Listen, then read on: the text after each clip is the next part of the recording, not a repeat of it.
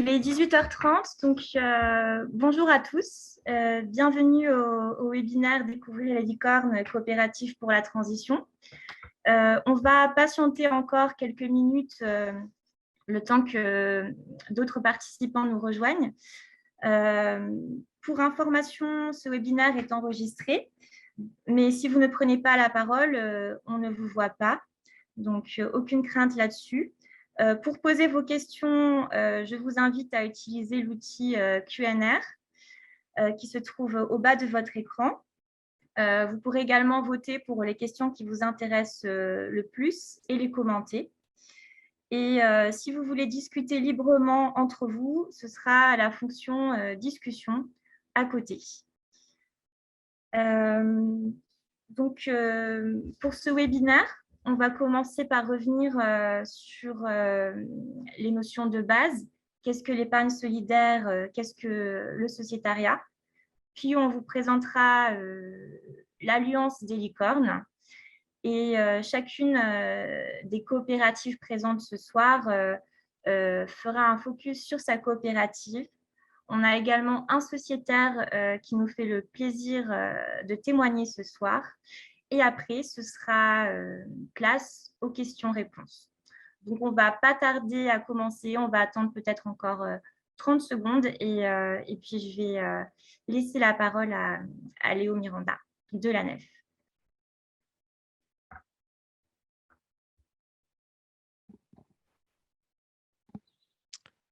Eh bien, comme vous le disiez, Olivia, je vous propose qu'on commence donc sur cette première partie qui se veut un peu générique pour savoir de quoi on parle quand on parle d'épargne solidaire et de sociétariat avant vraiment de rentrer dans le vif du sujet et de s'intéresser plus spécifiquement à nos différentes coopératives, nos différentes licornes.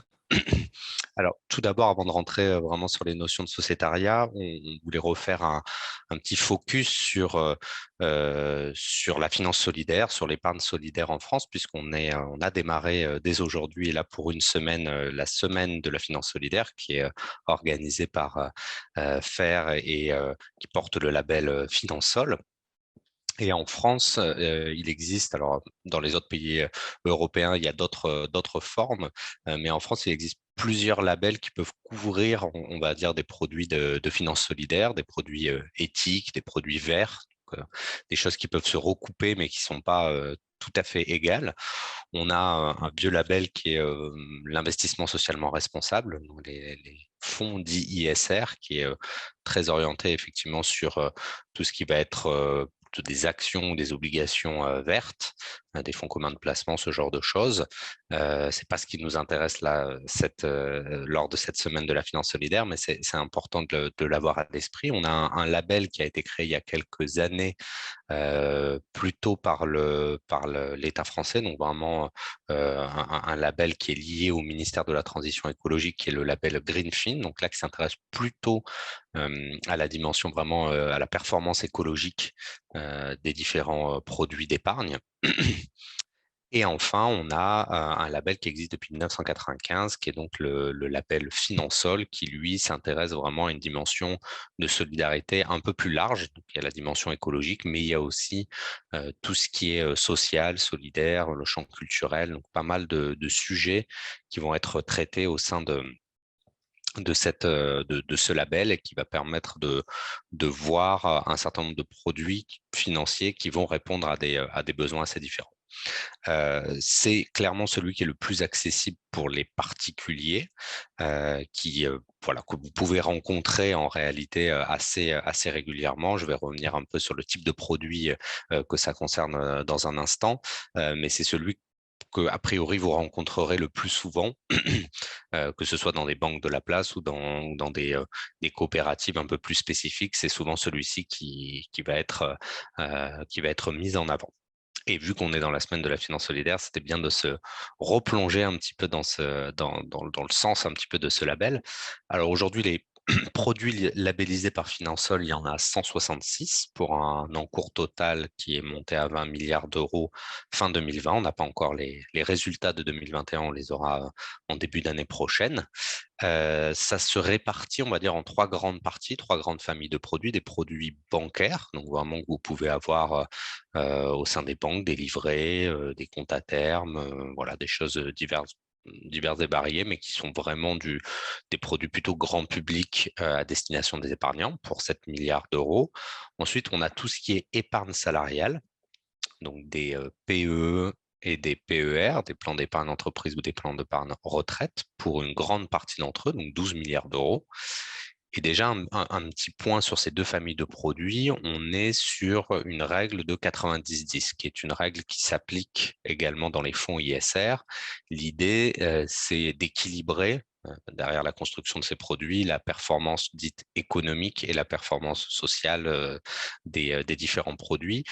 Et donc, il y a un niveau minimum d'investissement solidaire qui est demandé de 10%, mais sur les 90 autres pourcents, ça regarde plutôt le fournisseur, on va dire, du plan d'épargne retraite ou du plan d'épargne entreprise. On peut aller au-delà, mais ce n'est pas une exigence pour pouvoir être labellisé Finansol. Et c'est la même chose dans le cadre des labels ISR. Et enfin, on a une troisième catégorie de produits qui ne répond pas exactement à la même règle, et c'est pour ça que je l'ai placé un peu différemment, qui est vraiment toute l'épargne collectée par des entreprises solidaires. Alors, quand on parle d'épargne, il faut faire attention. On est plutôt sur de l'investissement. Là, pour le coup, on n'est pas sur de l'épargne réglementée et sécurisée. On reste sur vraiment des actions de structure, des actions de structure non cotées, dont les parts sociales de coopératives qui nous intéressent aujourd'hui. Et là, on en a pour à peu près 800 millions d'euros. Donc, ce n'est pas ce qui représente la plus grosse part. Par contre, je l'ai mis de manière séparée par rapport aux deux autres types de familles de produits, puisque pour ces interventions directes dans des entreprises solidaires, là, on est sur 100% effectivement de l'encours qui va servir l'objet social de l'entreprise solidaire dans laquelle on investit. Donc, l'impact, on va dire, social est beaucoup plus important. Cette année, l'épargne solidaire, enfin en 2020, pardon, puisque là on est sur les chiffres de 2020, a servi à collecter, à engager environ 2 milliards d'euros de financement solidaire, donc vraiment des prêts ou des investissements dans des entreprises à impact, soit environ 10% des fonds collectés. On retombe à peu près sur nos pattes de ce que je disais tout à l'heure. 10% de tout ce qui a été collecté, des 20 milliards d'euros, a été effectivement employé dans des entreprises solidaires et a permis vraiment de soutenir ces structures. Et donc, je conclurai peut-être en disant ça fera peut-être une ouverture sur la suite du webinaire, que pour maximiser, on va dire, l'impact social et environnemental, pas forcément la rentabilité, mais vraiment l'impact social et environnemental de son épargne, il vaut mieux peut-être pour le particulier se tourner directement vers les actions non cotées comme celle des licornes, mais d'autres entreprises solidaires existent car elles permettent d'être vraiment certains que l'intégralité des fonds qui vont être investis vont être à l'usage vraiment d'entreprises solidaires, là où quand on est sur du plan d'épargne entreprise, du plan d'épargne retraite ou des produits bancaires plus classiques, on est assuré que de 10% d'un usage effectivement solidaire de ces fonds, le reste étant des entreprises plutôt cotées qui permettent de rééquilibrer la performance, on va dire, économique ou le couple rentabilité-risque. Je mets un tout petit bémol quand même là-dessus, comme je le disais à l'instant, on n'est pas sur les mêmes niveaux de risque, donc il faut effectivement bien faire attention à ça en tant que particulier. Si on a une aversion au risque, comme on dit dans le jargon, qui est plus faible, mieux vaut se tourner quand même sur des produits plus sécurisés. Et effectivement, les deux premières familles de produits n'amènent pas un investissement directement dans une entreprise solidaire ou dans une coopérative, et donc sont moins risqués en cas de problème dans l'entreprise dans laquelle on aurait pu investir. Voilà un peu sur le panorama général. N'hésitera pas à revenir dessus si vous avez des questions. On redescend maintenant plus vers le sociétariat, donc vraiment l'investissement dans des coopératives où on devient partie prenante vraiment de la coopérative. Alors, il y a plusieurs bénéfices finalement à être sociétaire. J'en ai déjà donné un tout à l'heure qui est celui d'engager 100% de son argent pour les besoins de la coopérative en question. Quand on met 100 euros de capital, on sait que ces 100 euros vont être directement utiles pour la structure. Mais il y en a d'autres. On est sur de l'épargne ultra fléchée, c'est-à-dire qu'on peut avoir vraiment des informations sur ce à quoi ça va servir Chacune de nos licornes vont pouvoir présenter un certain nombre de projets sur lesquels ils vont pouvoir travailler au fur et à mesure, d'investissement ou des projets de développement commercial. Donc là, on est vraiment dans une relation entre la personne qui apporte les fonds et les usages directs qui vont être faits par l'entreprise solidaire, par la coopérative. On a un soutien effectivement à l'économie locale, au développement de projets plutôt de proximité. Et on a un maximum de transparence également, puisque en règle générale, et c'est souvent le lieu des assemblées générales, mais pas que, on a un accès direct aux usages qui ont été réalisés, qui ont été faits de l'argent qui a été déposé au sein de la coopérative. Donc, on a la possibilité d'avoir des informations et même d'interpeller, puisque les bénéfices d'être sociétaire, c'est aussi de pouvoir interagir directement avec les directions. Un dernier point qui est un point plus statutaire, donc ça va un peu de soi, mais c'est bien de le rappeler. Le fait d'être sociétaire d'une coopérative permet de travailler, on va dire, sur les orientations de la coopérative et d'élire aussi ses dirigeants selon le principe une personne égale une voix. Ce qui veut dire que quel que soit le niveau de détention de capital, une personne qui a 1 million d'euros ou une personne qui a 100 euros de capital a les mêmes droits d'élire les dirigeants de la coopérative, enfin, en tout cas le conseil d'administration ou le conseil de surveillance en fonction de l'organisation de chacune des coopératives, et a aussi un vote sur les résolutions de l'Assemblée générale qui est exactement le même.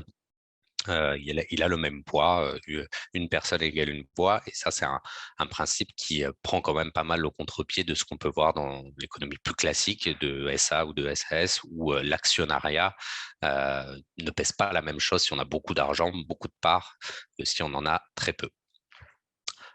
Voilà pour la question du sociétariat. Merci Léo. Donc je suis Jérôme Duboucher, le coordinateur des licornes, et je vais vous présenter à présent un peu le projet des licornes, un peu plus rentrer dans le dur, en commençant par présenter très brièvement un peu chacune de ces coopératives. Les licornes, c'est avant tout une alliance de coopératives, aujourd'hui de 9 coopératives, dont vous connaissez peut-être certaines. Enercop, qui est donc un fournisseur d'électricité 100% renouvelable. Mobicop, une plateforme de covoiturage. La Nef, et Léo vient de nous en parler, c'est une coopérative financière spécialisée dans l'épargne solidaire. Label Emmaüs, qui fait partie du mouvement Emmaüs, qui est une plateforme de e-shopping pour des achats solidaires qui propose des produits durée emploi. Télécop, Marion vous en parlera bientôt, un opérateur téléphonique qui vise la sobriété numérique. Common, c'est un loueur longue durée de matériel électronique. Là, c'est Ellie qui vous en parlera bientôt.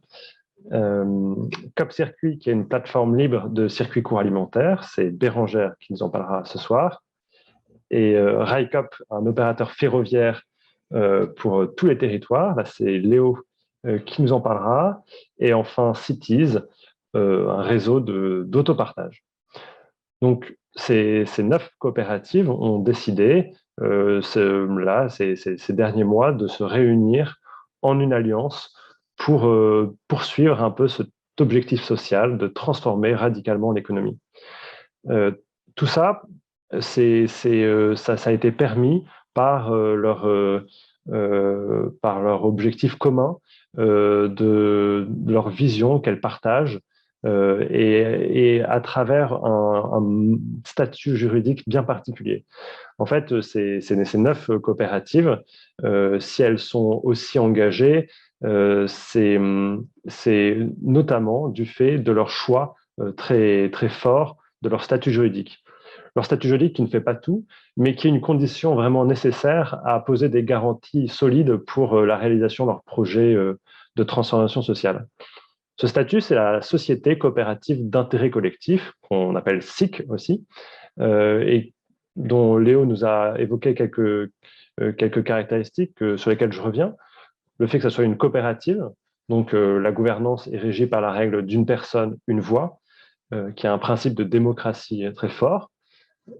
Dans le principe coopératif, il y a aussi la lucrativité limitée. Pour ce qui concerne les SIC, c'est une règle aussi très, très forte, puisque la règle est que si la coopérative réalise des bénéfices, alors au moins 57,5% de ces bénéfices vont dans des réserves impartageables pour le développement de la coopérative. Le reste peut aussi aller également dans les réserves impartageables. C'est à la discrétion du conseil d'administration, c'est un choix que peuvent faire les sociétaires. Donc, ces deux premières règles et une troisième qui vient caractériser plus spécifiquement les SIC, qui est ce qu'on appelle le multisociétariat. Le multisociétariat, c'est une espèce d'étape supplémentaire après les SCOP qui ont décidé de donner le pouvoir aux salariés. Le multisociétariat va un cran plus loin en associant à ce projet économique les différentes parties prenantes qui sont intéressées par ce projet économique. Donc, il y a effectivement encore les salariés, mais aussi les bénéficiaires de ce service. Voilà, l'utilisateur d'un forfait mobile, le passager dans un train opéré par AECOP, le bénéficiaire et aussi une tierce partie, qui peut être plusieurs parties. Ça peut être une collectivité locale sur laquelle est implanté le service. Ça peut être une association qui milite pour une cause où le service a un intérêt. Et voilà, cette dernière caractéristique fait que l'entreprise, la coopérative, est mise au service, sa stratégie d'entreprise est définie par ses différents intérêts et donc va servir ses intérêts. C'est pour ça qu'on parle d'intérêt collectif. C'est que c'est une coopérative qui est au service de l'intérêt de toutes ses parties prenantes. Ces caractéristiques font que vraiment, c'est une entreprise d'un genre nouveau. C'est plus l'activité économique n'est plus pour le bénéfice de parties privées, mais vraiment pour cet intérêt collectif. Donc, ce statut juridique était un peu déjà un fondement solide pour bâtir cette alliance des licornes. Ensuite, il y a quelques points supplémentaires. Donc, d'une part, ce statut de SIC qui font que ce sont des entreprises démocratiques, citoyennes, tournées vers l'intérêt général, mais aussi que vous l'aurez peut-être remarqué, ces 9 coopératives sont positionnées sur des marchés de masse à l'échelle nationale. Et ce point-là, c'est pour dire que les coopératives, pour contribuer à leur vision, à leur objectif de transformation sociale, elles ont décidé de s'implanter dans des secteurs commerciaux, concurrentiels, où on ne les attendait pas forcément, pour dire que même dans ces secteurs-là, en fait, un autre modèle est possible. L'économie sociale et solidaire n'est pas réservée à des secteurs qui ne sont pas concurrentiels, du soin, de la proximité. On peut dire qu'il y a un autre modèle d'économie, d'entreprise, qui peut exister dans des secteurs où on ne les attend pas forcément. Et enfin, troisième point, c'est que toutes ces coopératives proposent leurs services sont des réponses assez innovantes aux enjeux écologiques et sociaux. Que ça soit l'économie de la fonctionnalité pour Common, que ça soit les circuits courts avec CopCircuit, à chaque fois, c'est une manière de rendre service qui est sensiblement différente du reste des acteurs classiques, parce que ça intègre dès le départ, dans son cœur d'activité, ces enjeux-là, et essaye de délivrer un service qui, vraiment, dans le fondement de ce service, va viser plus de sobriété, plus d'inclusivité. Voilà. Et ces 3 caractéristiques de ces 9 coopératives en font à chaque fois un peu un contre-modèle d'entreprise. Les licornes, c'est un contre-modèle d'entreprise qui veut donner à chacun et à chacune le pouvoir de transformer radicalement l'économie pour la mettre au service de l'intérêt général. Voilà, par le fait que ça soit des sociétés coopératives qui reposent vraiment très fortement sur leurs sociétaires, sur la participation des sociétaires. C'est des entreprises qui engagent les citoyens et les citoyennes à participer à ce mouvement de renouveau économique pour transformer l'économie. Pourquoi ? Donc, effectivement, voilà, d'abord, ces 9 coopératives constataient cette sensibilité commune, cette motivation commune. Et qu'est-ce qui a fait que ces coopératives qu'on crée une alliance? C'est en premier lieu peut-être pour mobiliser plus largement, parce que c'est un modèle qui est très vertueux, mais qui est peu connu. Aujourd'hui, c'est surtout des cercles assez militants, assez sensibilisés, qui connaissent ces coopératives, mais nous, ces coopératives, nous, on est convaincus qu'il y a beaucoup de personnes, si juste elles connaissaient ce modèle, elles en seraient sûrement des soutiens fidèles. Et donc, le fait de créer une alliance, une des motivations pour créer cette alliance a été de dire qu'ensemble, on pourra mobiliser plus largement les citoyens en faveur d'un mode de consommation qui soit durable. Aussi, c'est une manière d'avoir une action de transformation sociale qui vise plus fort, plus haut. Parce que chacune de ces coopératives sont des initiatives très belles, très engagées dans leur secteur et qui ont des leviers d'action très concrets dans leur secteur. Mais le fait de faire alliance, ça permet de défendre un mode d'entreprendre. Ça permet de soutenir un modèle d'entreprise. Et c'est en plébiscitant ce modèle d'entreprise qu'on peut vraiment aller transformer des règles plus structurantes dans le système économique. Et c'est pour ça que cette alliance, c'est une manière de faire système pour transformer le système. Le fait de créer un petit écosystème économique qui fonctionne avec des règles bien spécifiques, ça permet de démontrer qu'un autre système économique est possible. Et en faisant la preuve de la viabilité de ce système économique, alors ça ouvre des horizons pour ensuite mobiliser politiquement plus largement. Donc, à partir de ces motivations communes, ces coopératives ont décidé de créer cette alliance et se sont mis autour de la table pour rédiger vraiment ce qui les animait au plus profond d'elles. Elles sont parties du constat qu'effectivement, ce système qui s'est imposé depuis des décennies à l'échelle de la planète repose sur l'exploitation et la recherche du profit. Et c'était le constat. Elles ont dit que oui, il faut s'indigner. Bien sûr qu'il faut critiquer, mais il faut aussi proposer, construire des alternatives. C'est vraiment ce que les licornes cherchent à faire. Et c'est pour ça qu'elles proposent aujourd'hui aux citoyens et citoyennes consommateurs de faire grandir ces alternatives, de changer leur consommation pour changer le monde. Aujourd'hui, les licornes, c'est principalement une marque commune que nous avons lancée en juin dernier, donc c'est assez récent. Cette marque commune doit, comme je l'ai dit, servir à accroître la notoriété de ce groupe pour porter son projet. Mais l'Alliance n'est pas qu'une marque commune, et c'est pour ça qu'aujourd'hui, vraiment le cœur du travail que nous menons ensemble, c'est de construire des coopérations économiques entre les coopératives pour engager les citoyens, les citoyennes à rentrer dans cet écosystème coopératif. Donc voilà, à partir de notre visée commune, à partir de notre identité commune, c'est notre travail pour les prochains mois de construire vraiment des réalisations concrètes pour mettre en œuvre cette solidarité entre nous pour faire système. Comme je l'ai dit, donc on a fait le lancement de cette alliance en juin dernier lors du festival des coopératives L'Onde de COP à la Cité Fertile, et avec au cours de laquelle on a pu assurer une conférence de presse. Et l'oreille des journalistes a été attentive puisque nous avons bénéficié de nombreux articles sur ce mouvement et ce qui a conforté notre démarche et ça nous a permis de confirmer qu'il y avait vraiment une attente pour ce genre de démarche. Voilà, comme j'ai dit, dans notre projet, ce projet est séquencé en plusieurs phases. La première phase est passée, c'était le lancement de l'Alliance.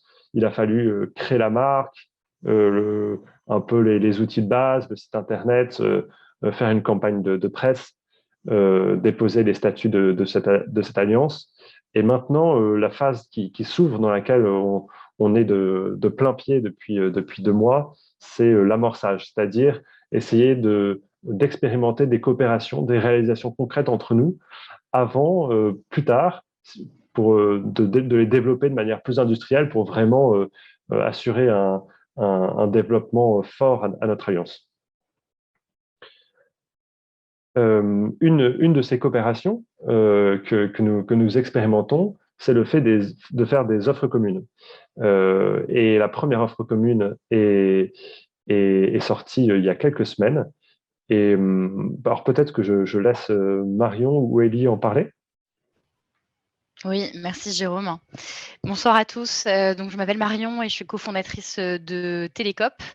Et je vais vous parler plus particulièrement justement de l'une de ces premières offres communes que nous avons cherché à créer pour donner aussi de plus en plus corps à ce collectif des licornes. Donc l'offre commune dont je vais vous parler ce soir, c'est l'offre Télécommon. On est parti d'un constat simple, hein, c'est que le numérique aujourd'hui représente 4% des gaz à effet de serre au niveau mondial. Ça pourrait passer à 8% d'ici à 2025.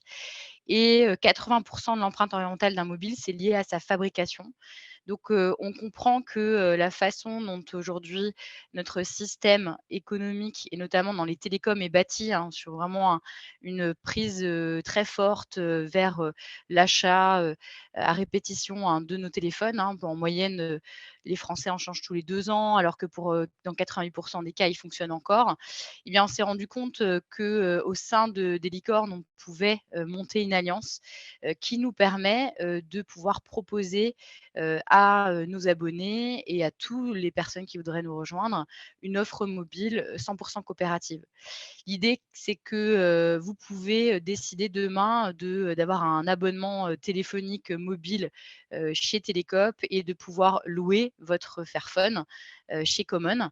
Et pour ce faire, l'idée qu'il y a derrière, c'est que comme nous mettons en place des synergies, des façons de fonctionner ensemble de manière plus efficace, on propose aux personnes qui ont décidé de devenir abonnés des 2 coopératives une baisse de prix sur l'abonnement Télécope, donc à savoir une baisse de 1 € sur l'abonnement Télécope chaque mois et de 1,5 € sur la location de Common auprès de, par exemple, si vous décidez de louer un Fairphone. Donc vraiment l'idée, de ce qu'on est en train de développer, là, c'est un exemple finalement Love Télécommon, mais c'est, au sein du collectif Licorne, l'idée, c'est vraiment de rendre de plus en plus accessibles des produits coopératifs qui sont clairement au service de la transition écologique et sociale. Puisque Jérôme l'a dit tout à l'heure, nous l'objet, de Télécope, c'est vraiment d'œuvrer au service de la sobriété numérique, c'est-à-dire d'accompagner, nos abonnés vraiment pour leur permettre d'atteindre, la sobriété numérique et Common par leur modèle finalement de location de Fairphone. C'est une coopérative qui est intéressée à ce que vous puissiez garder votre téléphone le plus longtemps possible, puisque c'est comme ça que le modèle économique de la coopérative est basé. Et donc, par ce fait même, de pouvoir combattre le phénomène de lutte obsolescence du matériel, du logiciel et de manière générale de s'opposer aussi à cet achat un peu compulsif dans le modèle des télécoms. Donc voilà un exemple, mais qui donnera, je l'espère, beaucoup d'autres coopérations au sein des licornes. Merci Marion. Voilà, donc c'est un exemple des coopérations que nous construisons, que nous construisons et que nous voulons développer ensuite dans les années qui viennent. À présent que je vous ai présenté les grandes lignes du projet Licorne, on va rentrer plus vraiment dans le détail et pour vous donner un aperçu très concret de qu'est-ce que ça signifie d'être sociétaire dans l'une ou dans plusieurs de ces coopératives. Et donc, je repasse la parole à Léo. Merci Jérôme. En effet, l'exercice, c'est de vous présenter assez rapidement qu'est-ce que ça revêt finalement de devenir sociétaire d'une coopérative et également nos besoins. On va tous essayer de suivre à peu près le même plan et de ne pas y passer trop longtemps. Pour démarrer un peu sur les besoins en capital social du côté de la nef. Alors nous sommes une coopérative bancaire dont la raison d'être je me permets de le rappeler, c'est de collecter de l'épargne, notamment auprès des particuliers à 80% et utiliser cette épargne pour financer par l'intermédiaire de prêts des projets engagés dans la transition écologique et sociale. Et pour ce faire, nous, on a un besoin assez particulier, c'est qu'on doit respecter un ratio réglementaire qui s'appelle le ratio de solvabilité. Et ça nous impose, si je résume beaucoup, de détenir en caisse 1 euro de capital pour pouvoir réaliser 10 euros de prêt. En résumé, pour pouvoir prêter l'épargne en fait, qui nous est confiée, l'épargne n'est pas suffisante. Il faut aussi qu'on puisse faire grandir de manière constante notre capital social pour être en mesure de répondre aux besoins des entrepreneurs engagés. Et ces besoins-là sont croissants. Je pense qu'on est un bel exemple là autour de la table avec des initiatives assez récentes en fait qui se sont montées sur pas mal de domaines de la consommation plus durable. Donc à la fois il y a des nouvelles entreprises qui viennent nous voir du côté de la nef pour pouvoir obtenir des prêts. Donc il y a un nombre croissant d'entrepreneurs qui cherchent à avoir un impact positif. Mais également, il y a des structures qui ont des besoins de plus en plus grands puisque les projets deviennent plus ambitieux au fur et à mesure de l'évolution aussi des mentalités dans la population. Donc, on a des projets qui dépassent, ce qui n'était pas du tout le cas, des besoins d'1 million d'euros ou 2 millions d'euros, alors qu'au début des années 2000, on était plutôt sur des petits projets qui étaient engagés dans l'économie sociale et solidaire ou la transition d'une manière générale. Donc, pour pouvoir faire face à ça, on a un besoin qui est de plus en plus important en capital pour répondre aussi à l'ensemble des porteurs de projets. Et puis, comme toute entreprise, le capital social sert aussi à financer sur le long terme nos investissements. Donc, ça touche le système d'information, les locaux, les nouveaux produits et services bancaires, tout ce qu'on peut en quelque sorte amortir sur du moyen long terme. Le capital social sert vraiment à ça. On est sur de l'argent stable, sur de l'argent qui engage finalement la personne qui le détient. Et c'est ça qu'on peut mobiliser justement pour pouvoir couvrir une partie de ces investissements qui sont indispensables. Alors, qu'est-ce que ça signifie de devenir sociétaire de la coopérative, de la nef? On en a parlé tout à l'heure, au-delà des principes coopératifs sur lesquels je ne reviens pas, une personne égale une voix. Nous travaillons depuis 35 ans, donc vraiment depuis l'origine, sur le développement d'une vie coopérative qu'on dit active, donc d'essayer de dépasser ce minimum syndical qui est donc une personne égale une voix, le vote annuel en AG, et de faire en sorte qu'il y ait une vraie communauté, une vraie participation tout au long de l'année d'un maximum de sociétaires. Aujourd'hui, on a à peu près 500 sociétaires qui s'organisent sur les territoires pour faire rayonner le projet nef, que ce soit par un investissement, on va dire, continu sur toute l'année ou parfois un peu plus ponctuel sur des petits coups de main. Et donc, ils font vraiment à la fois rayonner le projet nef sur les territoires. Ils sont parfois même le premier relais de la nef au niveau local. Ils font également de la pédagogie sur l'argent, essayer d'expliquer, de dénouer un petit peu les ressorts, on va dire, de la finance qui ne sont pas forcément simples à comprendre. Donc, il y a vraiment ce travail d'éducation populaire presque.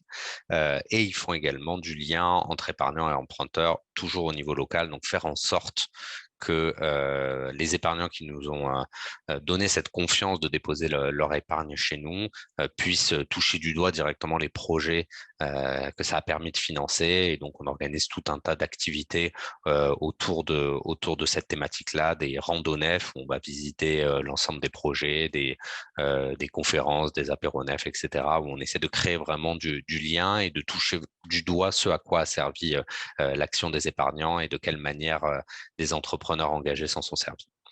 Ils participent également de manière plus transversale, et c'est un nombre un peu plus restreint, à des groupes de travail sur l'évolution de la coopérative. Il y a plein de thématiques qui sont couvertes. Ça peut aller des outils numériques, l'usage interne des outils numériques, à l'évaluation extra-financière des projets, comment on la fait évoluer, comment on s'intéresse aux signaux faibles aussi dans la société pour faire évoluer progressivement nos critères de sélection et être ouvert aussi aux nouvelles innovations sociales.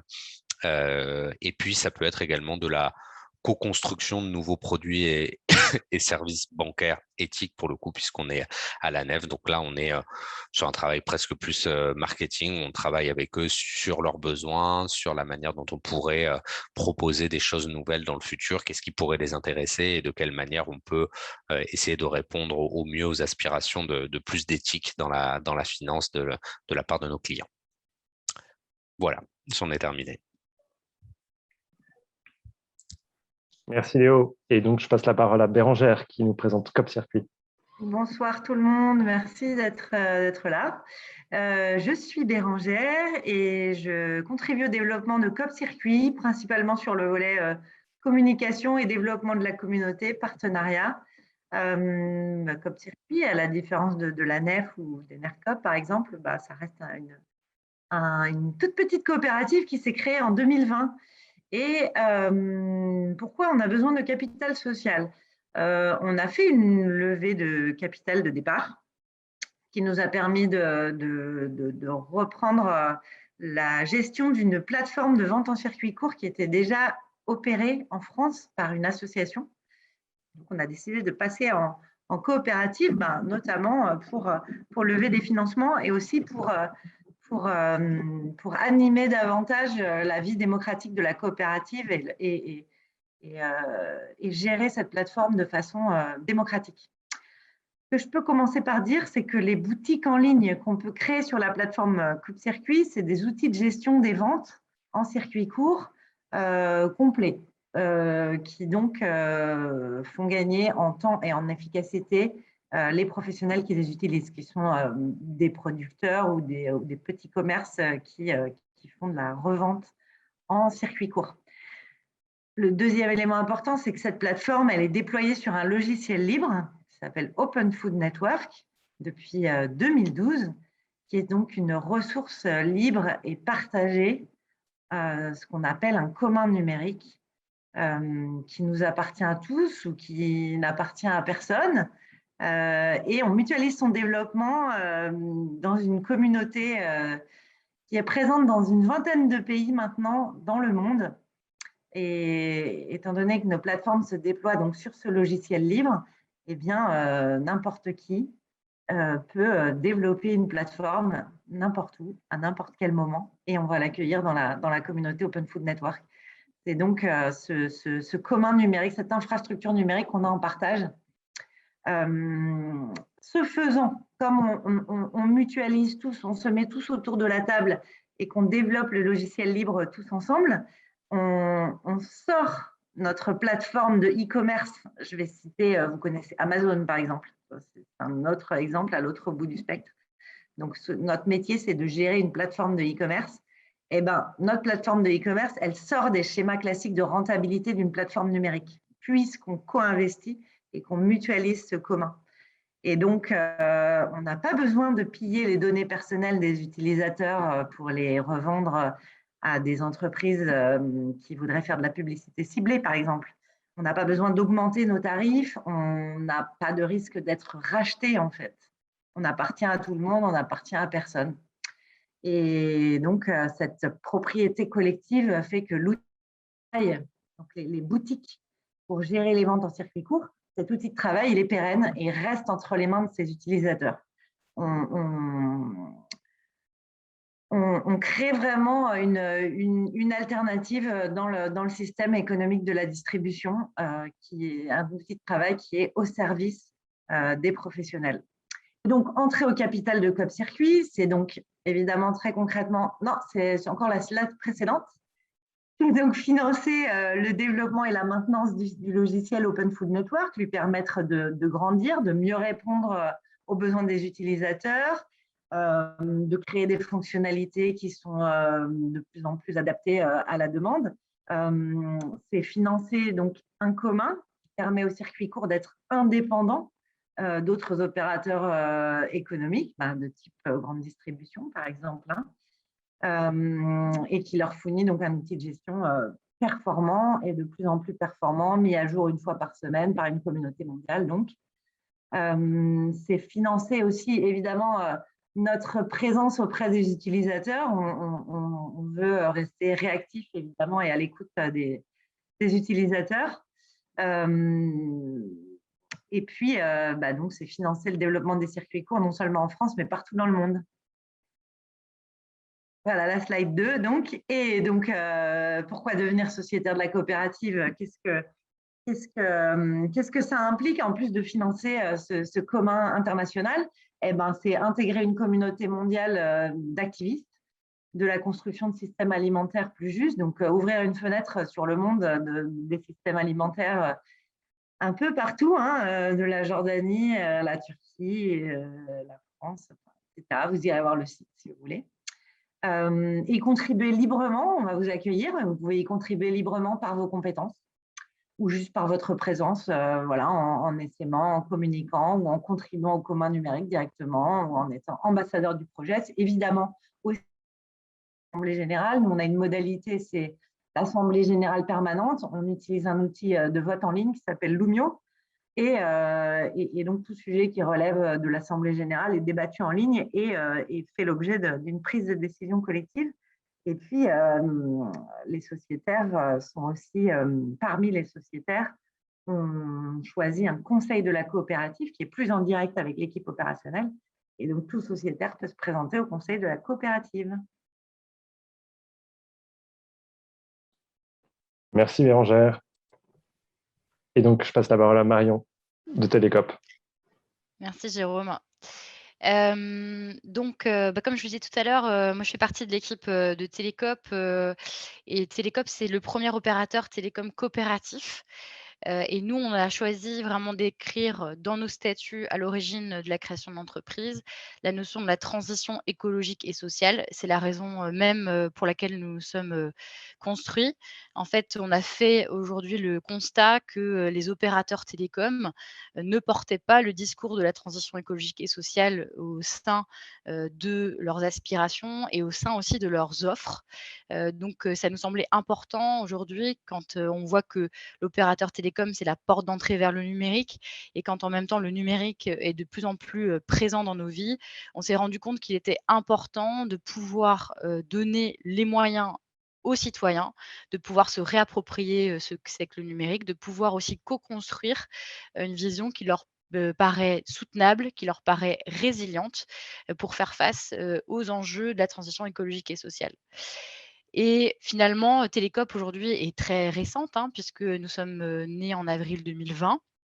On a lancé la première offre de la coopérative en décembre 2020 et on s'est directement tourné vraiment vers la notion de la sobriété numérique, hein, au sein de l'offre. Le parti pris de la coopérative pour faire finalement et faire comprendre ce que c'est que la sobriété numérique, c'était de s'opposer finalement à ce qui est construit un peu classiquement sur le marché des télécoms, à savoir des offres qui comprennent un très grand nombre de données mobiles et qui poussent finalement de plus en plus à la consommation vers la mobilité, alors que tout ça a un impact énergétique très important, puisque effectivement les infrastructures, hein, 4G consomment beaucoup plus que des infrastructures ADSL ou fibre. Donc on a cherché vraiment à construire ce modèle-là et au-delà de ça, à le porter dans notre discours, puisque être un opérateur télécom, ça nous permet aujourd'hui de pouvoir aussi avoir nos portes d'entrée finalement sur l'ensemble des grandes organisations et institutions qui régissent ce secteur d'activité et qui prennent des décisions pour le futur de ces secteurs. Voilà un petit peu qui nous sommes et pourquoi nous sommes là, hein, pourquoi on a créé Télécope. Et aujourd'hui, pourquoi on a besoin de capital social? Pour 2 raisons essentielles puisque et ça, c'est eu égard aussi finalement à notre jeunesse, puisque même si, on a un petit peu plus d'1 an, d'existence, on reste encore un opérateur qui est en pleine construction, en pleine effervescence, je dirais même sur ce qu'on est en capacité de faire. On rassemble aujourd'hui près de 3 000 abonnés, hein, à la première offre de la coopérative et près de 450 sociétaires. Donc, on grandit, mais on a encore besoin aujourd'hui d'assurer bien évidemment la pérennité de la coopérative, à la fois pour financer le développement de nouvelles offres mobiles coopératives. On a aujourd'hui un abonnement unique. On aimerait en créer d'autres pour pouvoir être de plus en plus finalement proche aussi des besoins de l'ensemble des citoyens. et de pouvoir aussi développer de nouvelles offres d'incitation, notamment à la réparation des mobiles plutôt qu'à leur renouvellement, puisque nous, notre positionnement, c'est qu'en tant qu'opérateur télécom responsable, on doit pouvoir trouver des moyens de pouvoir œuvrer pour éviter aux personnes de pouvoir trop souvent renouveler leur matériel, puisque c'est vraiment le cœur de l'impact environnemental. On va aussi chercher, à préparer notre avenir puisque, étant donné que nous avons des valeurs très fortes, c'est-à-dire que nous, on est sur un service client qui est basé en France, qui prend le temps d'accompagner ses abonnés.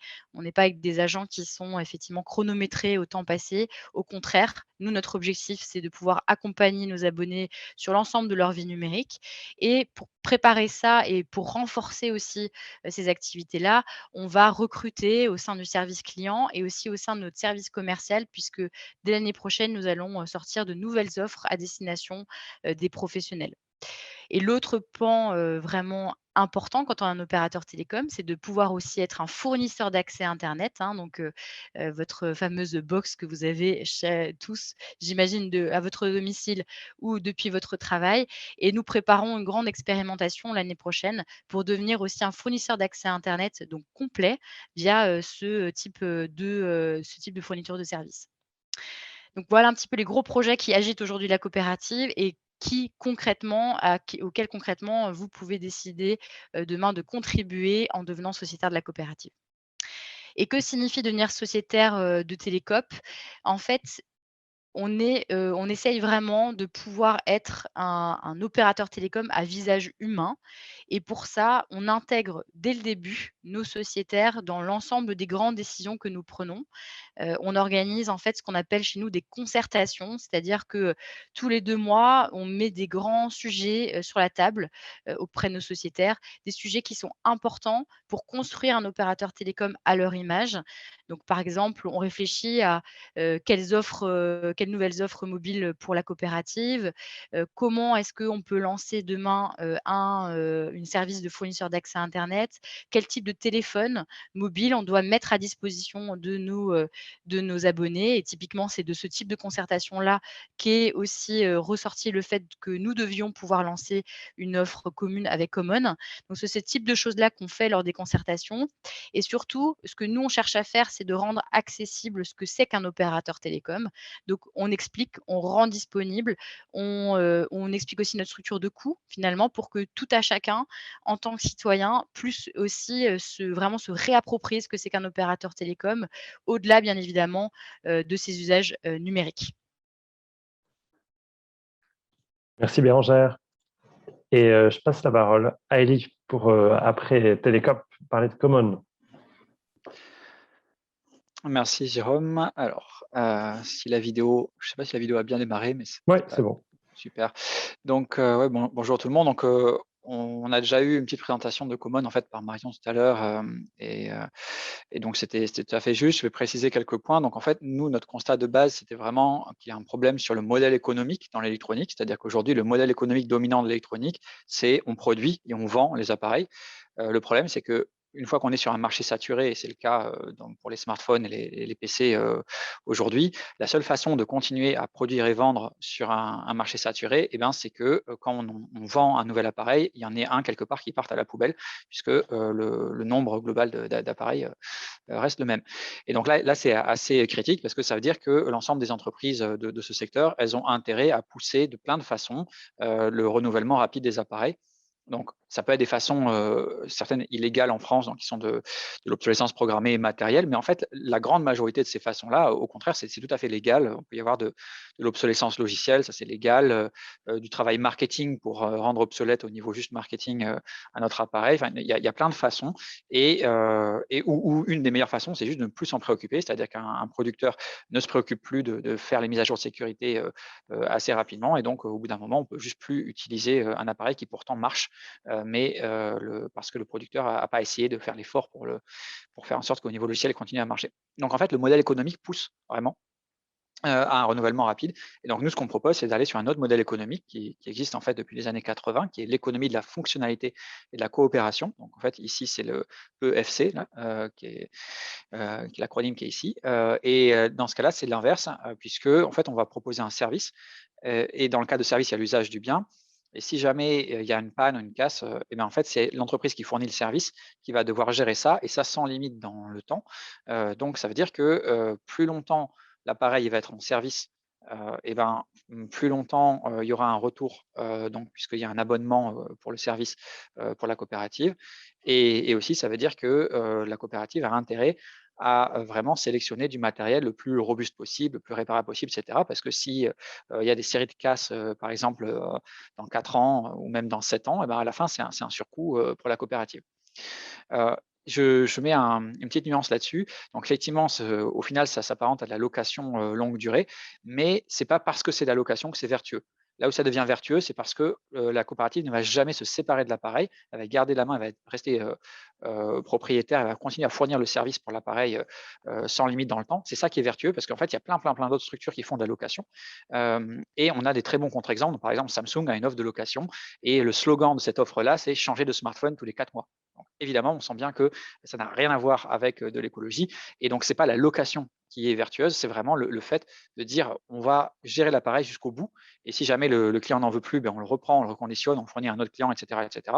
Et quand un appareil est plus du tout utilisable, genre la carte mère a cramé, eh ben on va quand même le garder parce qu'on va quand même réutiliser d'autres pièces, par exemple la caméra, le micro, pour réparer les appareils qui sont eux toujours en service et pour lesquels on ne peut plus trouver sur le marché de l'électronique des pièces parce qu'ils sont trop vieux. En fait. Donc il y a quelque part une mutualisation des pièces détachées sur l'ensemble de la flotte, et ça, c'est pas possible si à un moment la structure se sépare de l'appareil, que ce soit en vendant au début ou en s'en débarrassant après un premier cycle locatif comme Samsung. C'est vraiment le fait de les garder sur le très long terme qui fait cet effet vertueux de mutualisation des pièces détachées. Donc voilà Common, ce qu'on fait. Et pour revenir aux questions qui nous occupent, donc pourquoi on a besoin de capital social? En fait, nous, c'est un peu particulier. À chaque fois qu'on va avoir un nouveau client, on doit lui fournir un matériel, et ce matériel, on va l'acheter. Donc, par exemple, un Fairphone ou un ordinateur portable ou d'autres matériels. Et donc, pour l'acheter, en général, ce qu'on fait, c'est qu'on va faire des prêts, par exemple, à la nef qu'on a vu avant, mais ces prêts, ils doivent quand même s'appuyer sur une base de capital. Donc, ils font l'effet de levier sur les prêts. Et donc, si vous mettez des parts sociales dans Common, vous savez que ça va faciliter l'acquisition de matériel plus responsable. Donc ça, c'est la première chose. Sachant que après, tout ce qui a été dit déjà sur le capital est toujours valable, ça facilite aussi le financement d'opérationnels internes, etc., d'équipements, tout ça. Mais vraiment, pour nous, le cœur, c'est le levier sur les grosses opérations de financement. Et comme on est comme un peu tout le monde ici en forte croissance, et ben, on a toujours besoin de plus d'appareils et donc toujours besoin de financement. Et que signifie devenir sociétaire de Common? Donc, alors il y a donc un peu la même chose pour les autres SCIC, donc un côté participer au projet, à l'aventure.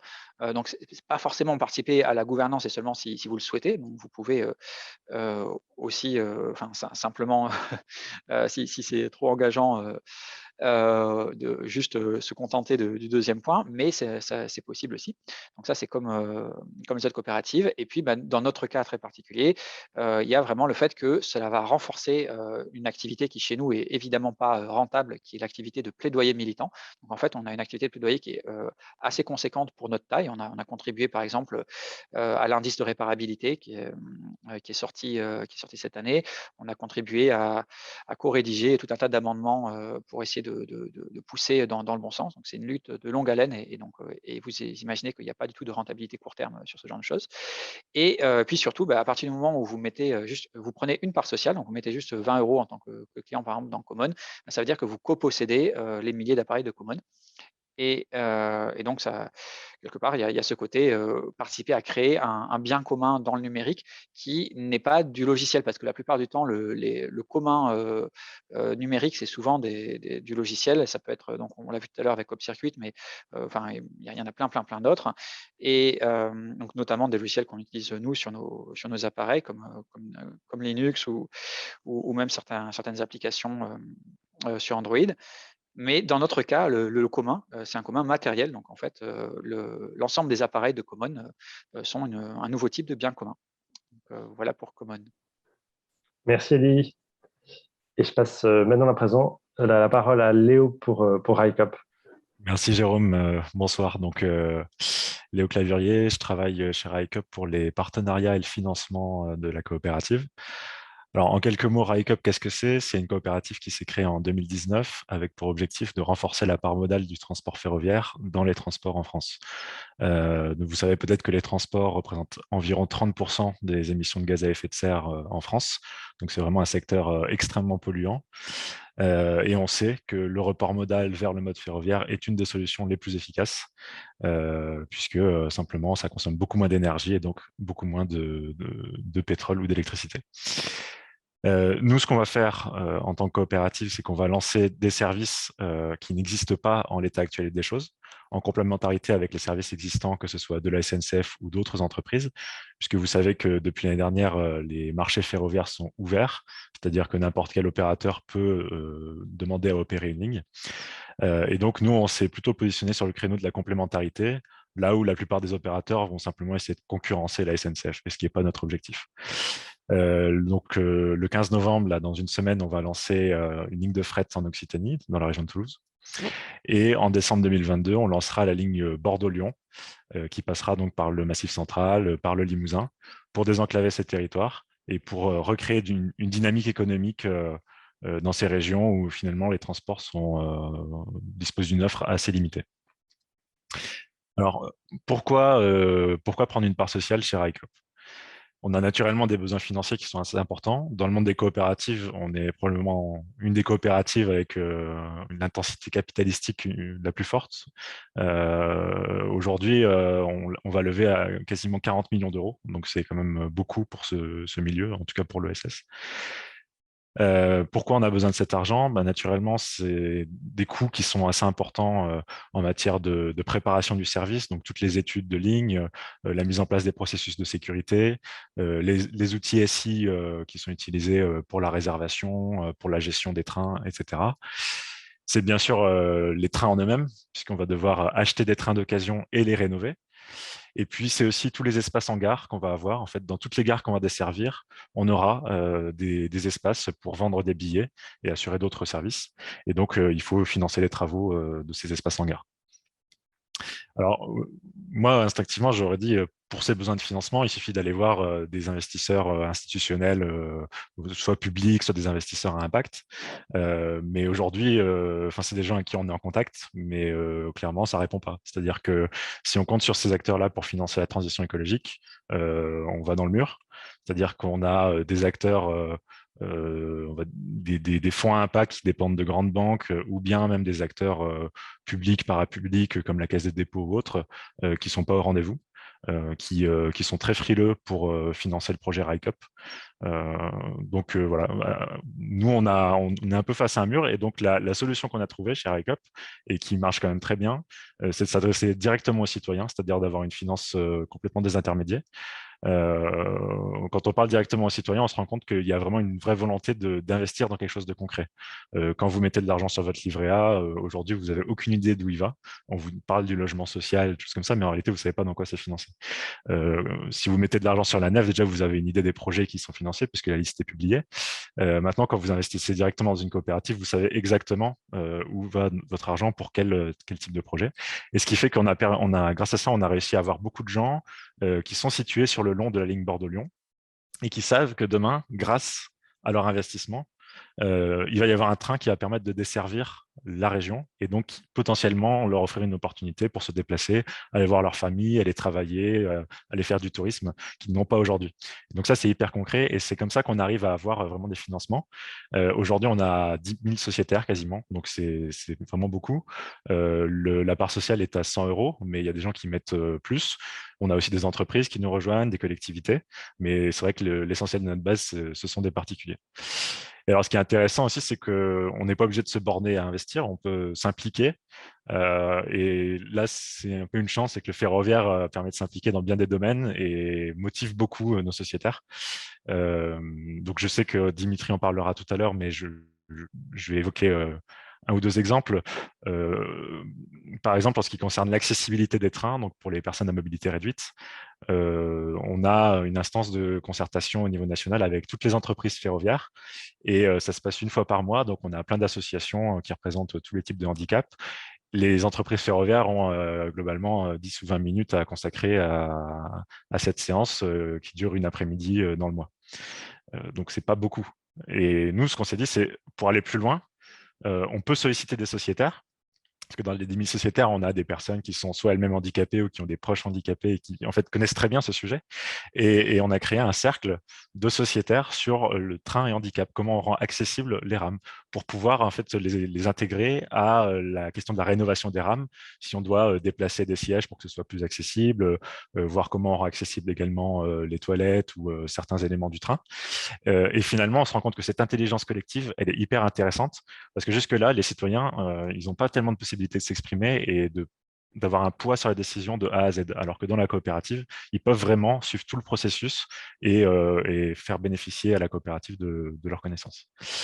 Et puis pour ceux qui ont moins le temps, on essaie quand même de les impliquer un minimum, c'est-à-dire qu'on les fait voter régulièrement sur, par exemple, là, comme on rénove les gares pour avoir des espaces en gare, on a un cabinet d'architectes qui a fait plusieurs propositions et puis on laisse aux sociétaires le soin de voter et puis de faire des remarques. Voilà. On essaie quand même d'associer tous les sociétaires au maximum, sachant que bon, tout le monde n'a pas le temps, mais il y a des gens qui sont hyper investis et ça fait plaisir à voir. Et en parlant de personnes hyper investies, donc je passe la parole à Dimitri qui va vous parler un petit peu de son rôle dans la coopérative. Bonsoir à tous et toutes. Alors, je ne sais pas si je suis hyper investi, je pense qu'il y en a qui sont beaucoup plus investis que moi, mais c'est vrai que c'est un projet que je suis depuis longtemps. Je suis sociétaire de RICOP depuis février 2020.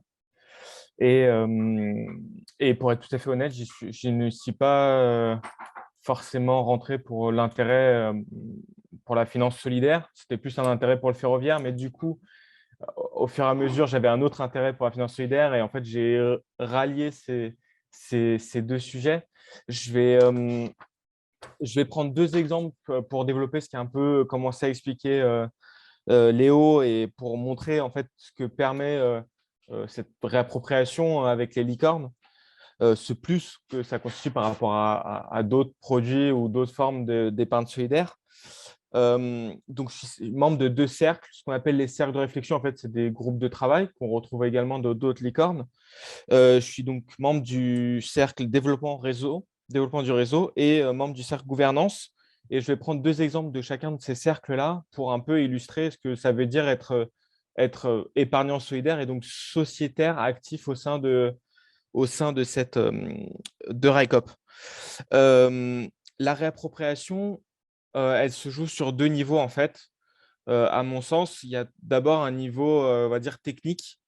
Léo l'a expliqué, d'autres coopératives, on le voit également, il y a quand même un degré de technicité dans chacune des SIC.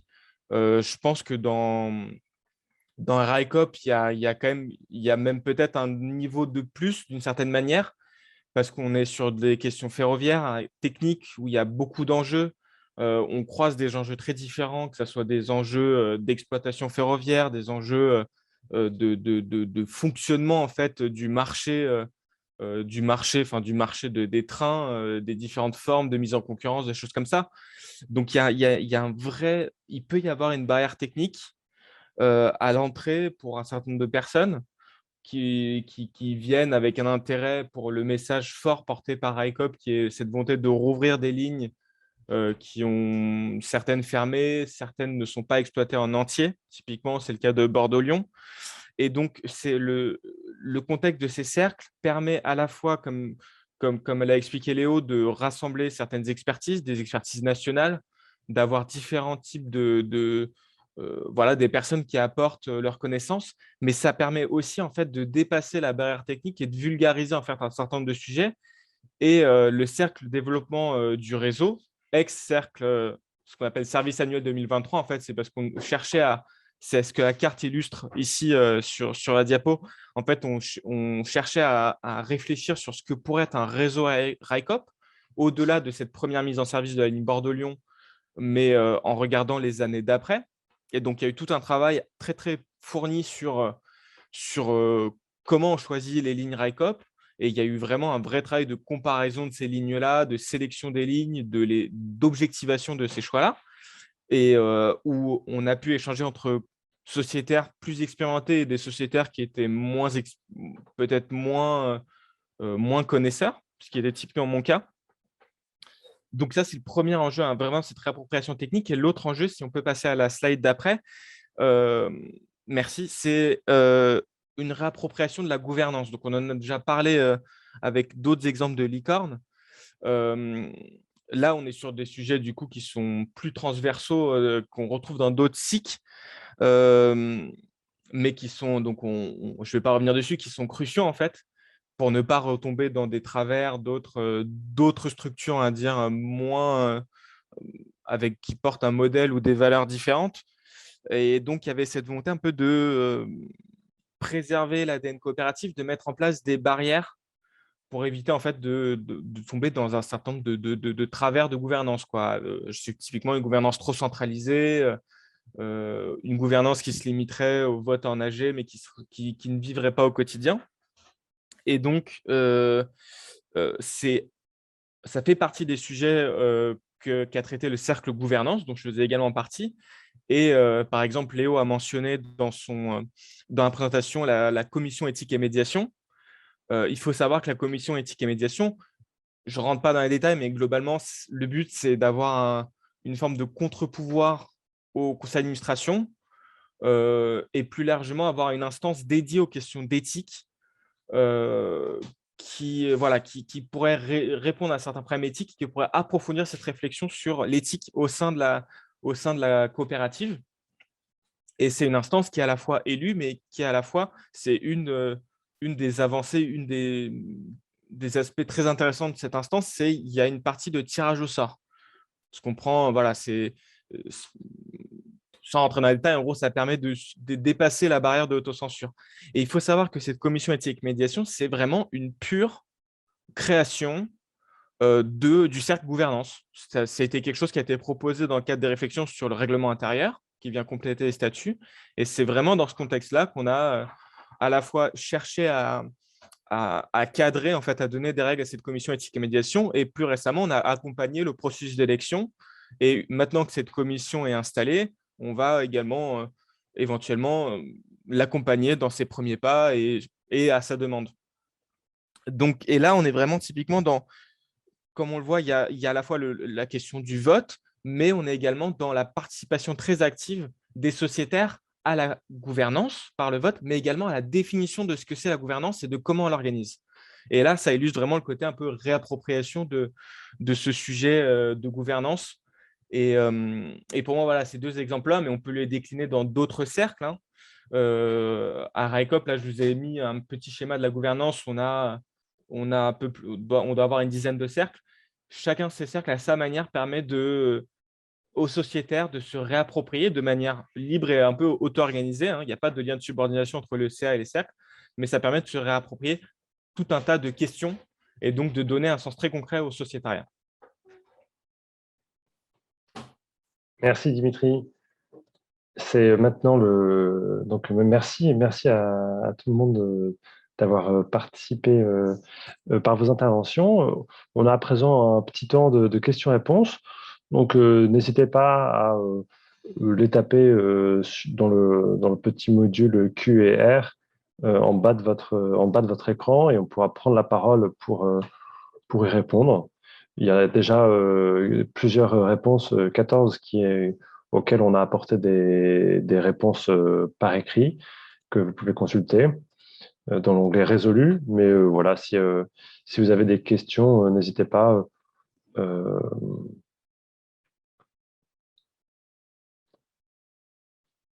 Alors, peut-être une première question de Roxane qui demande, au-delà du plaisir d'être sociétaire, qu'est-ce que ça signifie financièrement? Roxane imagine qu'effectivement, il n'y a pas de dividendes. Est-ce qu'on les récupère un jour si on met 500 €? Est-ce que peut-être Léo de la Nef veut répondre à ça? Oui, je veux bien. Puis après, peut-être que d'autres cycles peuvent compléter parce qu'on n'a pas tous les mêmes modèles. Alors, en ce qui concerne le remboursement, c'est moins liquide, comme on dit dans le jargon, qu'un produit d'épargne. L'idée, c'est que c'est vraiment l'Assemblée générale qui est souveraine sur les remboursements. Donc, si pour la faire simple, si on souhaite récupérer le capital investi à un moment donné, il faut attendre la prochaine assemblée générale qui doit certifier, valider la sortie des sociétaires et l'agrégation des nouveaux. Et c'est que pour la nef, en tout cas au mois de juin, qu'on peut obtenir le remboursement. Donc en fonction du moment où on se situe dans l'année, on peut attendre quelques mois avant d'obtenir le remboursement, mais pas de problème pour se faire rembourser. Est-ce qu'on les revoit un jour? Alors effectivement, le capital, de par sa nature, est un produit risqué. C'est pas de l'épargne, ça reste un produit d'investissement. Donc la réalité derrière cela, c'est à partir du moment où l'entreprise dans laquelle on investit commence à avoir des difficultés, il peut y avoir une révision de la valeur de remboursement de la part qui peut amener des pertes sur le capital. Donc là, effectivement, il faut peut-être que d'autres puissent compléter. En ce qui concerne la nef, c'est jamais arrivé en 35 ans d'histoire. On a 41 millions d'euros de capital pour à peu près 40 000 sociétaires.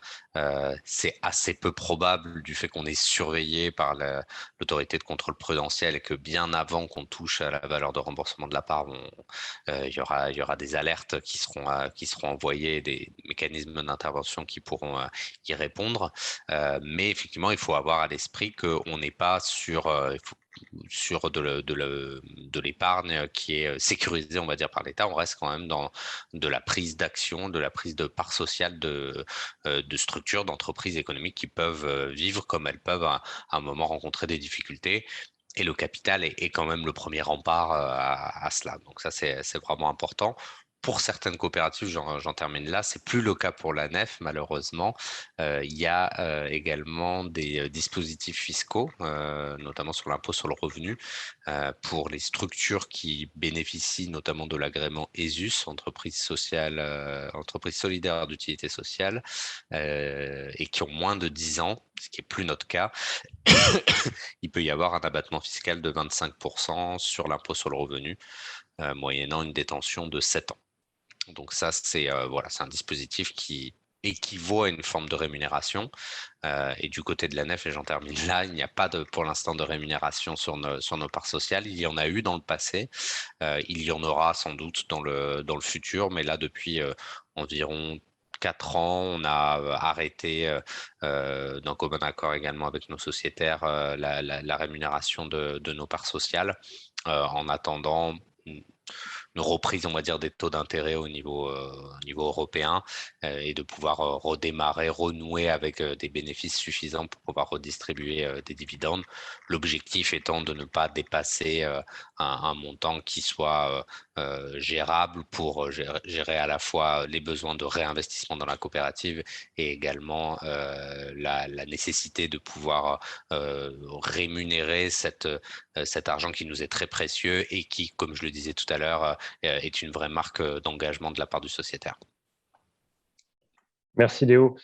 Est-ce qu'il y a quelqu'un d'autre qui veut peut-être préciser en quoi ça consiste d'être sociétaire au-delà du plaisir, ou est-ce que vous voulez qu'on passe à d'autres questions? Oui, Bérangère. Oui, moi j'ai proposé de répondre notamment en voyant la question de Roxane. Merci pour vos questions et votre écoute attentive du coup. La différence avec un prêt à taux zéro, évidemment, là, la grosse différence, c'est qu'en prenant des parts au capital d'une coopérative, vous en devenez copropriétaire.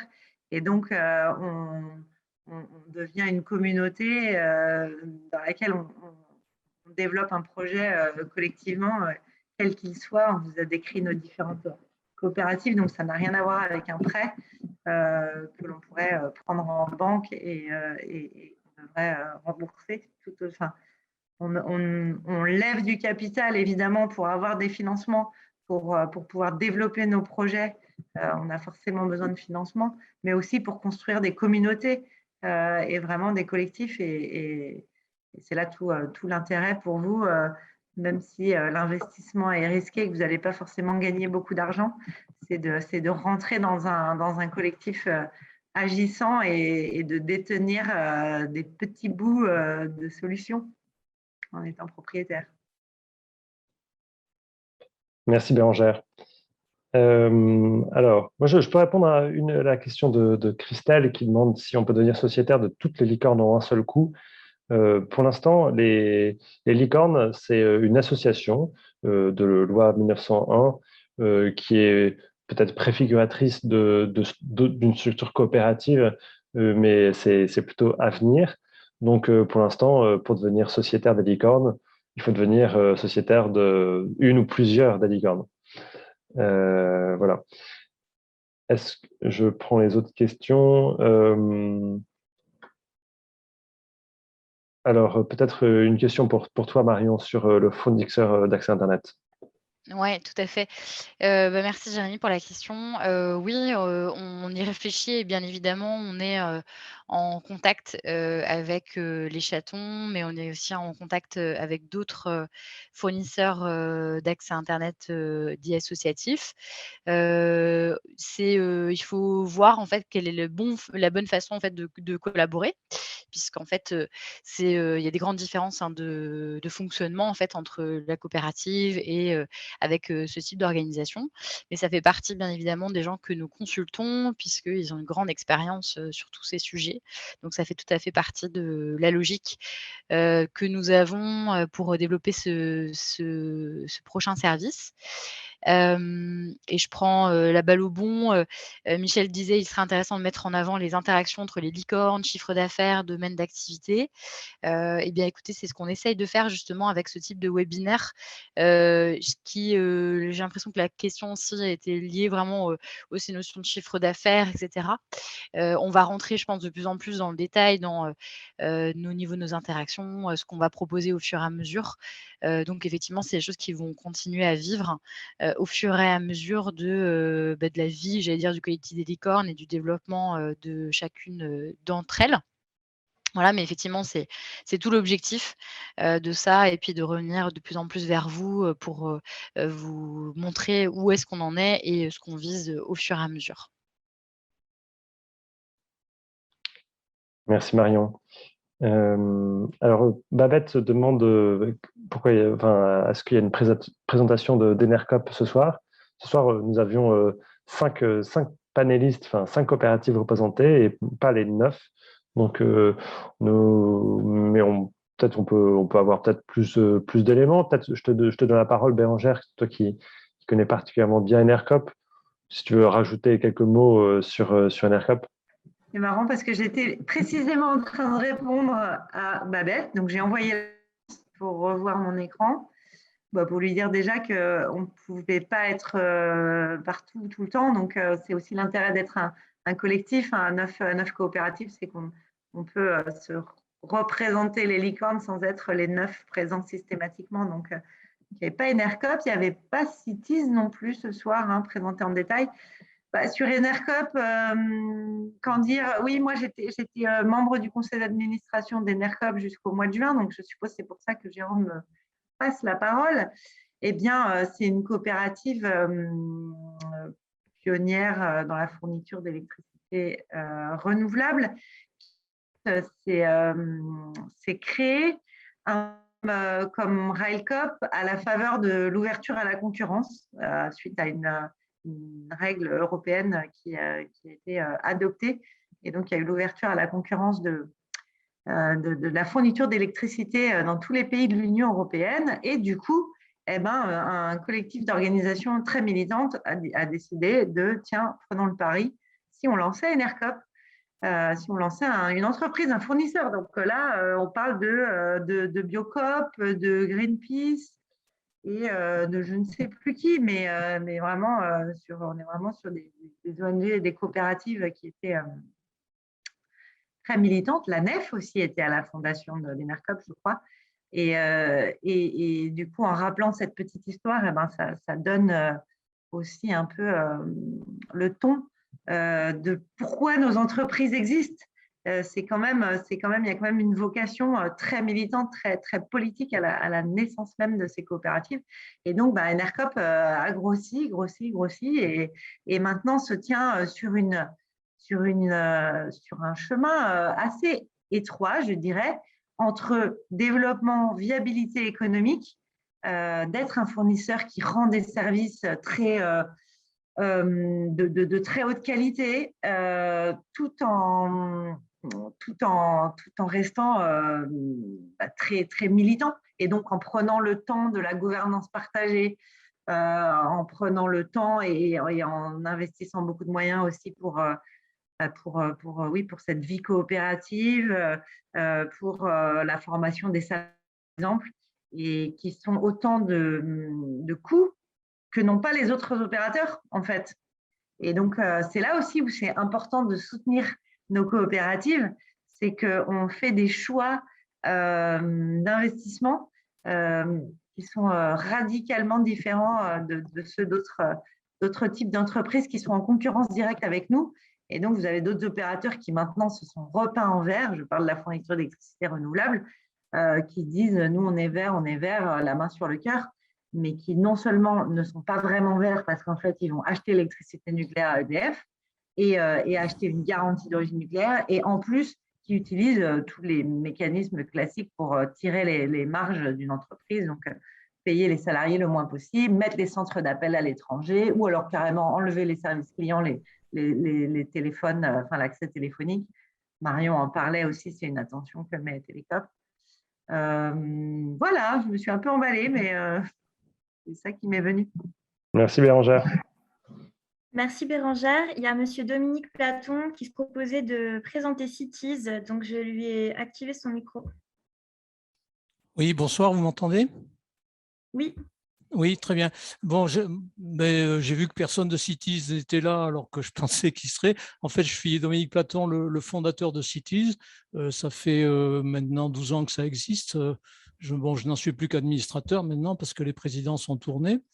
Tout à l'heure, j'aurais voulu réagir par rapport aux histoires de parts sociales pour donner l'exemple de Cities, nos coopérateurs. Donc, le principe, c'est que nous avons actuellement presque une centaine de voitures qui sont sur la région toulousaine, mais aussi maintenant, nous avons essaimé à Millau, à Tarbes, en liaison avec des collectivités territoriales. On est une SIC, bien sûr, et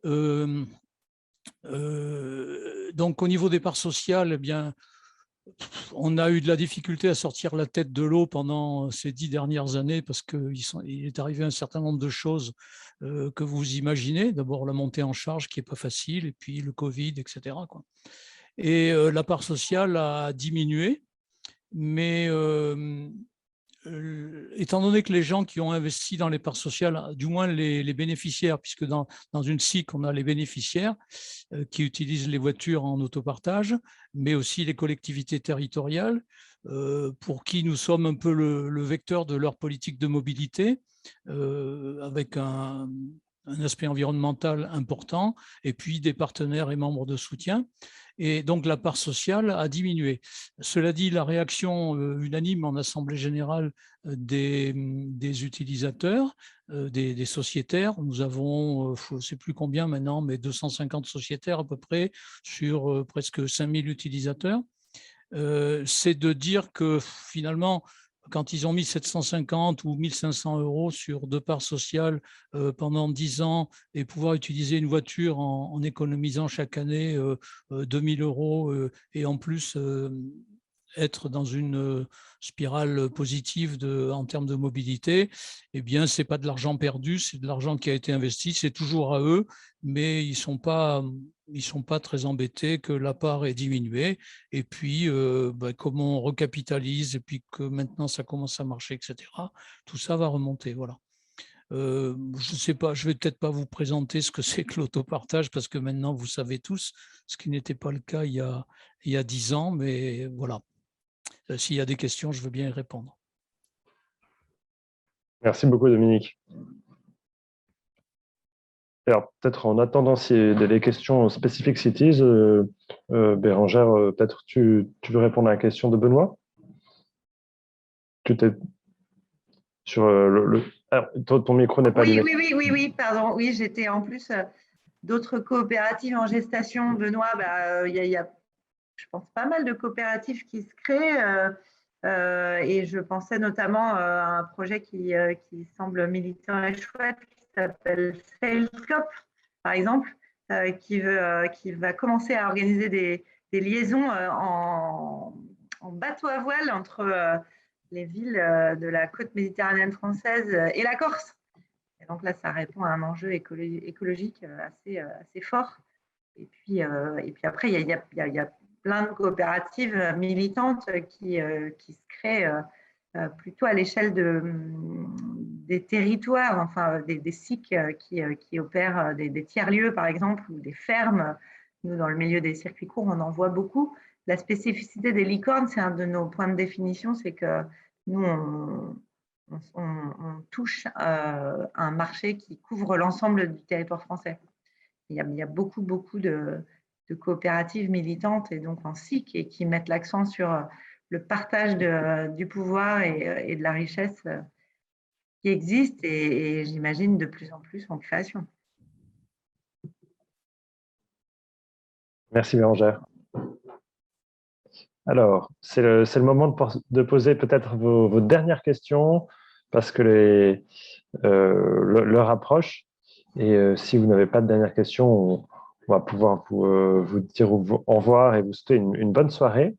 En tout cas, n'hésitez vraiment pas, pour retrouver les informations dont on vous a fait part aujourd'hui, à consulter les sites internet des différentes coopératives. Et pour retrouver ces sites, vous pouvez toutes les retrouver sur le site des licornes, c'est www.licorne.coop, sur lequel vous retrouverez notre manifeste et les liens de redirection vers les différents sites. Alors, peut-être je prends la dernière question de Michel. Est-ce que d'autres SIC présentes pourraient rejoindre les licornes? Alors, bien sûr, oui, c'est vraiment les licornes, c'est pensé comme plus un mouvement qui doit grossir et qui doit prendre de l'ampleur ces prochaines années. Et cette alliance est partie avec 9 membres pour des questions aussi très pratiques de conduite de projet, parce que pour conduire un projet, c'est bien d'être un groupe raisonnable pour définir ensemble les objectifs et apporter des réponses vraiment constructives et pérennes. Mais c'est bien notre objectif, c'est de faire tâche d'huile et de peu à peu réunir de plus en plus de coopératives qui couvrent différents secteurs économiques. Pour l'instant, il y a vraiment des secteurs très importants qui sont couverts, la mobilité, l'énergie, la téléphonie, mais l'enjeu est d'aller plus loin, d'être plus exhaustif dans cette réponse coopérative. Donc ce n'est que le début de l'aventure. Voilà, écoutez, merci beaucoup pour votre attention, pour votre intérêt, pour vos questions très, très pertinentes. Vraiment, n'hésitez pas à en parler autour de vous, parce que c'est aussi comme ça que ça marche, parce que c'est une initiative qui a vocation à grandir. Bonne soirée à vous, à très bientôt. Je laisse peut-être les différents panélistes vous dire au revoir. Merci, bonne soirée, bon appétit. Merci, bonne soirée. Au revoir. Bonne soirée. Au revoir.